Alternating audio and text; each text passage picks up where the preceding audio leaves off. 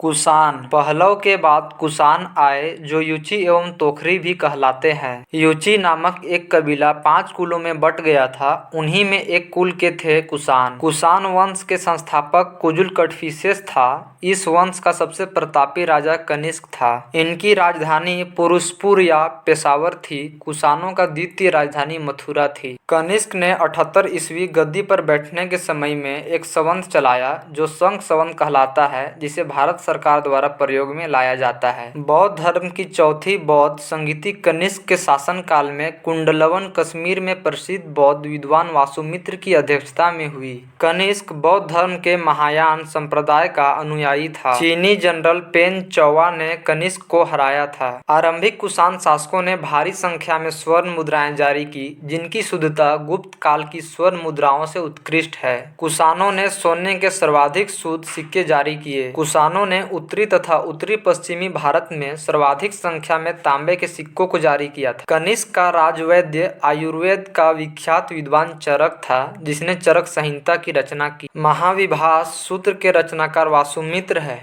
इसे ही बौद्ध धर्म का विश्वकोश कहा जाता है। कनिष्क के राजकवि अश्वघोष ने बौद्धों का रामायण बुद्धचरित की रचना की। वसुमित्र, पार्श्व, नागा अर्जुन, महाचेत और संरक्षक भी कनिष्क के दरबार के विभूति थे। भारत का आइंस्टीन नागार्जुन को कहा जाता है। इनकी पुस्तक माध्यमिक सूत्र, इसमें नागार्जुन ने सापेक्षता का सिद्धांत दिया है। कनिष्क की मृत्यु 102 ईस्वी में हो गई। कुषाण वंश का अंतिम शासक वासुदेव था। कुषाण राजा देवपुत्र कहलाते थे। यह उपाधि कुषाणों ने चिन्हियों से ली। गांधार शैली एवं मथुरा शैली का विकास कनिष्क के शासन काल में हुआ था।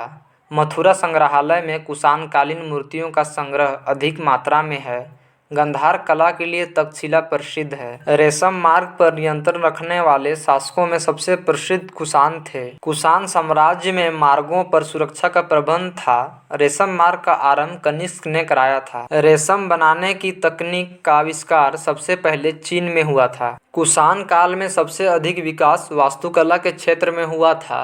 इसी काल में बुद्ध की खड़ी प्रतिमा का निर्माण हुआ।